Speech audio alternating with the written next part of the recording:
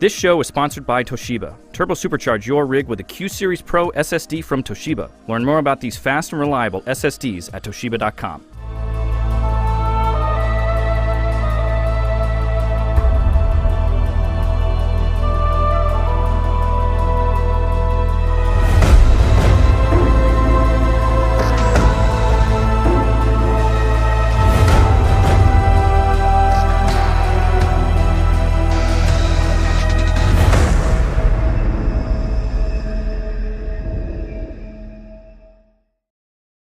Hey everyone, Travis here at the very end of IEM Katowice 2014 Day 1 coverage presented by Toshiba, joined by Hi.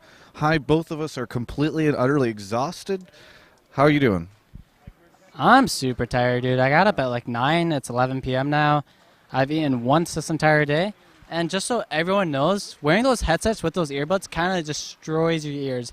Definitely not a fan. If you're used to it, it's not a big deal, but I'm not, and it kind of just killed my ears. So I'm ready to go sleep.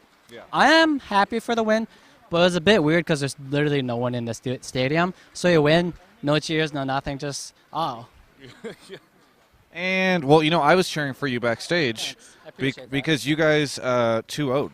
And I do want to ask you about this because ever since I'd seen you guys in Katowice, I think starting yesterday, I thought, like, things must be going really poorly because you guys seemed, from my perspective, to be very quiet. I was just like, you guys seem to be kind of in a funk. Is that actually, like, was I completely off base there? What was actually happening with you guys leading up to this? Well, we were just trying to go into it not being too conceited or, like, expecting too much from it. We were going into it just expecting to, honestly, like, either lose or play our best and still lose. So we went into it without high expectations, and that just kept our, basically, mind not, what was the word for that? I don't know. We're both exhausted. I think people understand. I lost my train of thought again. That's the second time it happened. I feel like that's a part of me being super tired. So, I do want to. I have enough energy in me to make the pun about the fact that you said you didn't have any high expectations, because I figure any expectations you have would be high. Now, let's talk about that first game. Did you guys expect? I mean, so Jat tweeted before. He's like, I feel like if Cloud9 wins, people will be like, wow, World Elite is just not that good. And if Cloud9 loses, then people will be like, wow, NA sucks. What do you think is the actual outcome of that? What have we learned? Well, I think World Elite is a strong team. I think TPA is a strong team too.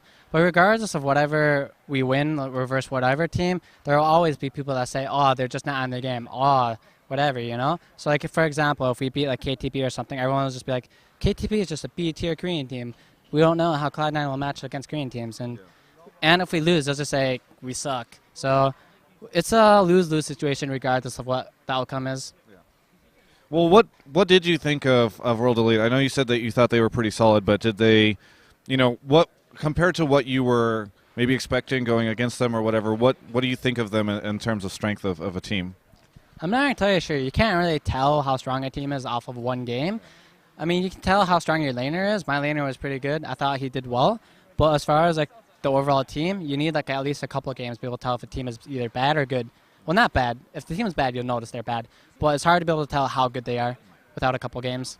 Hey, Dexter pointed out that China, I guess, they probably hadn't had a chance to even play on 4.3. How much do you think that might have affected them? Right, so they were basically practicing on patch 3.15 up until like a week before the event. So they're definitely at a disadvantage because we're used to patch 4.3. We played on it for like 2-3 weeks now, so we have an advantage on that. So I will agree with people saying like the Chinese teams aren't at the strongest now just because of the disadvantage of the patch. And now we talked about World Elite. Thoughts on TPA and all that? I mean, they seem to do pretty well against Gambit, so what can you, any conclusions you can reach off of them doing very well against Gambit but losing to you guys, I mean, pretty handedly? Well, I think Gambit got outpicked pretty hard, so that kind of played into it. I don't remember the mid laner's name. It's really weird, I think, but he basically controlled the entire game against Gambit, and I didn't let him do that, so the game went a lot worse for them that time around. Hey, I have to say, do you think, I want to ask, because it seems to me that you've improved a lot since Worlds and even IEM Cologne. Do you personally feel that you've improved a lot, maybe more than like the rest of your team? Or just in general, like you've seen a spurt of growth? My words are, I'm tired. It's okay. obviously, the more you play, I think the better you get, and just more experience you get against good players, you just get better and better. So I think I have improved, but so has our team as a whole. I'm not going to say I've improved more than them because that's a very hard thing to gauge. Yeah.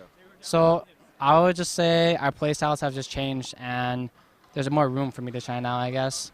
But everyone on the team is still super good. Hey, final question. You guys did some boot camping before this. How much of an effect did that have on your games today? So I went into the boot camp expecting something different from what happened. So we went there and we had like all these sponsor things that we had to do, which was perfectly fine because Logitech was paying for everything for us. So we had to do, scratch their back basically, which is fine. So we didn't get too much scrim time in, and we didn't necessarily trust the European teams to play versus. So we had limited partners to play against.